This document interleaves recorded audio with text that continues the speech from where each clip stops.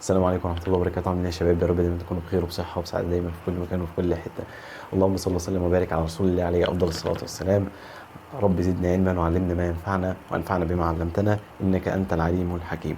النهارده أنا جاي أكلمكم في شوية حاجات كده أو شوية آه موضوعات كده، يعني هتخلي حياتك بشكل كويس لو انت يعني عندك النية، يعني وعندك كده ايه الحماس وعندك الشغف، يعني انك تحسن من حياتك يعني وتخليها يعني ماشية في طريق سليم، طريق مظبوط، طريق كويس.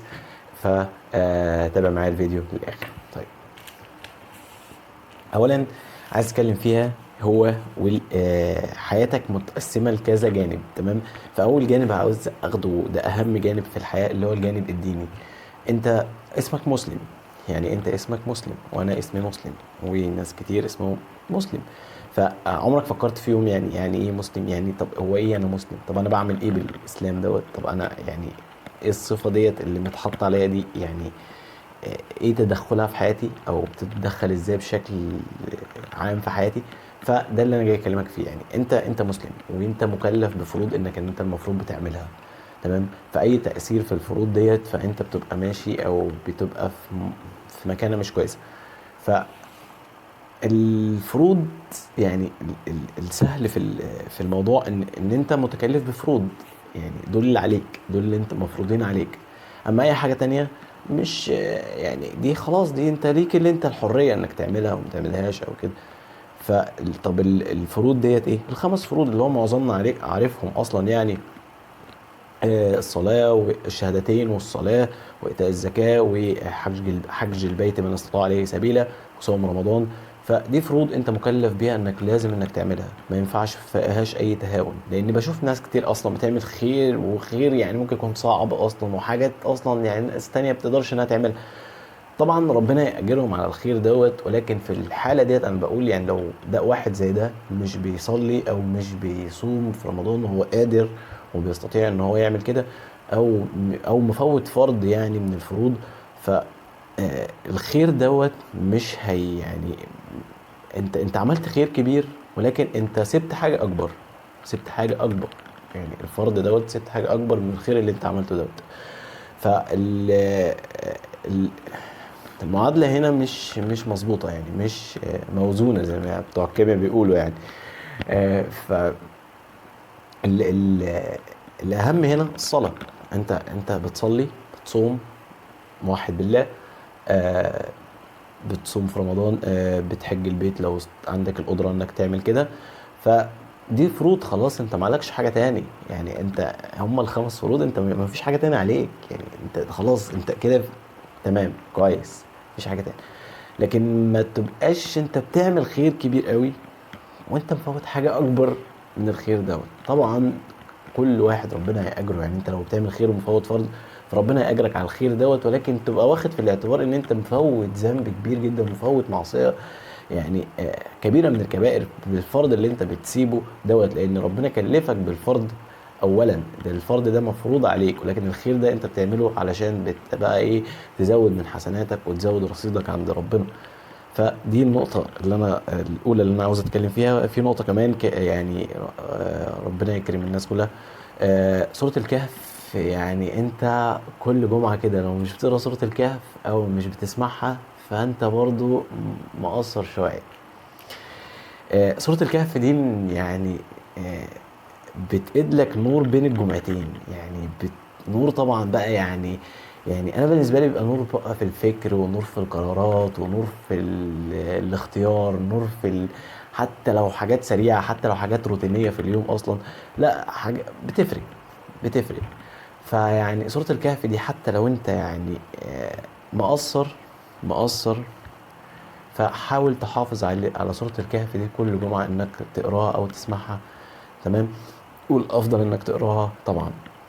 فيعني سورة الكهف دي محدش يعني يتهاون بيها، والله يا جدعان بتفرق فعلا. ف آه، ده كده الجانب الديني اللي عايز اتكلم فيه، واللي هو يعني سريعا كده، اللي هو الفروض. اهم حاجة انت مكلف بالفروض اولا، وبعد كده اي خير بتعمله تاني يا عم براحتك بقى عيش. فلكن هتعمل خير اعمل خير، مفيش اي مشاكل. وهتاخد اجرك، بس الحاجه تبقى عارف انك مفوت حاجه كبيره جدا جدا جدا، مفوت ذنب وكبيره من الكبائر بسبب انك مش بتعمل الفرض دوت طالما انت قادر عليه وطالما فيك يعني صحه انك تعمله. دي حاجه. الحاجه التانية عايز اتكلم فيها وليها تاثير يعني بشكل كبير قوي بقى، الصحبه. يعني انت ممكن تبقى مش بتصلي، وممكن تبقى مش بتصوم، وممكن تبقى مش بتفكر في مستقبلك، وممكن تبقى بتعمل حاجات كتير قوي مش كويسة. فمقابل ان صحبتك اصلا الصحبة بتاعتك بيفكروا عكس كده، وان هم ناس ملتزمين، وان هم ناس بيصلوا وبيفكروا في مصلحتهم ومستقبلهم وكده، فده هيغير فيك انت بشكل كبير جدا. يعني انت لو زرعت نفسك في وسط صحبة بتعمل الحاجات دي وانت مش بتعمل الحاجات ديت، فانت هتبقى كسبان مليون في المية، لانك غصب عنك هتتأثر بيهم، وغصب عنك هتبدأ انك تفكر بالطريقة بتاعتهم وتعمل زيهم.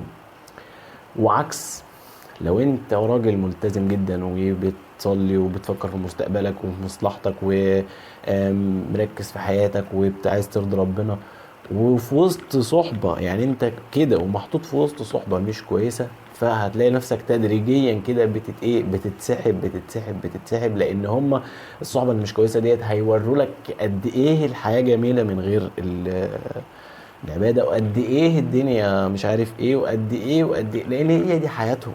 يعني هي دي حياتهم، وهو ده اسلوبهم، وهو ده تعايشهم، فهم خلاص بدأوا ان هم ايه يعني، الشيطان بقى يبدع لهم فيه بقى، يعني يوريهم حاجات بقى كده، وانت بقى ايه يعني، العين طبعا بتبص والقلب بيشتهي وبيتمنى والنفس فانت في غنى طبعا عن الكلام ده كله. فعلشان تمشي في طريقك كويس، روح للصحبة الكويسة، الصحبة اللي هي تغير فيك في يعني في طريقة كلامك، في طريقة تفكيرك، وفي طريقة مستقبلك. وبرضو الصحبة دي بتجتهد، يعني الصحبة اللي هم كويسين دول بيجتهدوا ان هم قد ايه يخلوا الحياة الربانية، وهي اصلا حياة جميلة اصلا، والله جميلة جدا جدا جدا. ف وكمان هم بيجتهدوا في كده، فهيوروا لك قد ايه ان الحياة دي حلوة، ومش هتبقى عايز انك غير الحياة ديت. وطبعا دي اللي على حق. فيعني شوف بقى انت قدامك الطريقين، فلو انت في وسط صحبه مش كويسه، اسحب نفسك منهم يا صديقي، وسيبك حتى لو هتعيش لوحدك ما لقيتش حد كويس، فعيش لوحدك، لان انت اختار لنفسك، ما تخليش حد يختار لك. الصحبه الكويسه دي هتختار لك طرق مش كويسه، وانت هتبقى المجني عليه.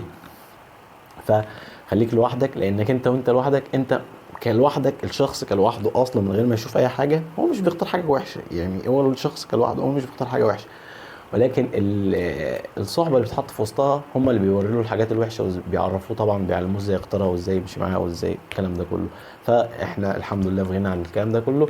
وانت لو انت في موقف زي كده فاخرج منه. انا الحمد لله السنه اللي فاتت كانت صحبتي حاجه، والحمد لله الصحبه السنه دي حاجه تانية، يعني ده كله بفضل طبعا والله من ربنا، ويعني ان ربنا من عليا بحاجه زي كده، الحمد لله الحمد لله.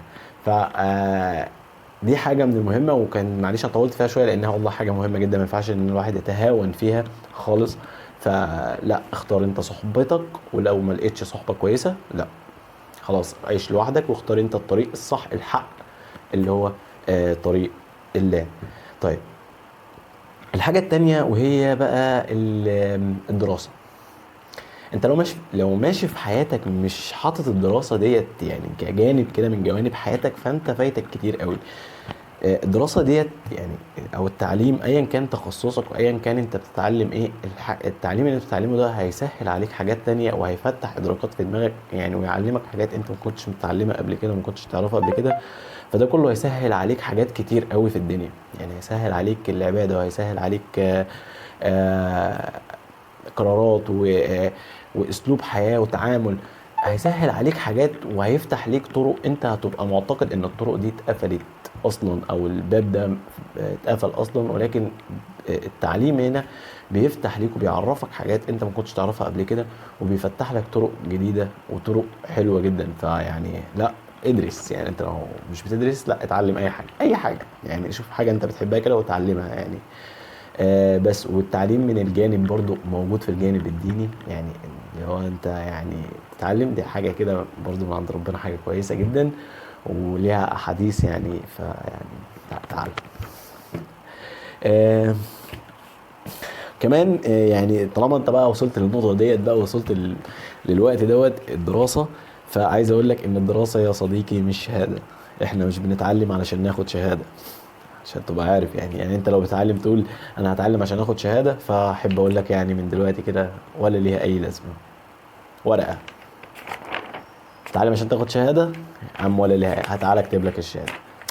التعليم مش شهاده، التعليم مش شهاده. التعليم انت بتتعلم، انت بتغير في فكرك، بتغير في اسلوبك، بتغير في تعاملك، بتتغير في كلك انت. يعني انت بتتعلم يعني انت بتتعلم علشان انت عاوز انك تتعلم، تمام.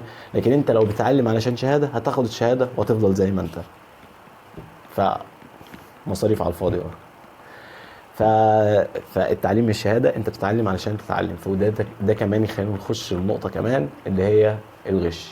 انت لو دخلت في مرحله يعني في الامتحانات كده وبدات انك تغش، فده يعني حاجه غير شرعيه تماما. انك وكمان انت خلاص حصلت، غشيت، حصلت على التعليم بشكل غير شرعي، فما مش هيضيف لك اي قيمه برضو. فانت بتتعلم علشان تتعلم. يعني يعني احاول يعني ايه، تخيلها كده، بتتعلم علشان تتعلم. بس ودي كانت نقطة الدراسة. كمان عايز اتكلم في نقطة كمان، وهي الصحة يا صديقي مهمة جدا انك تاخدها في جوانب من جانب حياتك. ما ينفعش انك تهمل الصحة، لان الصحة ديت لازم هي اللي هتخليك تقدر انك تقاوم ايه، تعيش في الاحداث. بعتذر جدا من الفيديو طبعا، انا بصور يعني، بس يعني دي كانت نهاية الفيديو يعني، وكانت اخر حاجة احب اقولها طبعا واختم بيها الفيديو. اللهم صل وسلم وبارك على رسول الله عليه افضل الصلاة والسلام. رب زدني علما وعلمنا وانفعنا بما علمتنا، انك انت العليم الحكيم. السلام عليكم ورحمة الله وبركاته.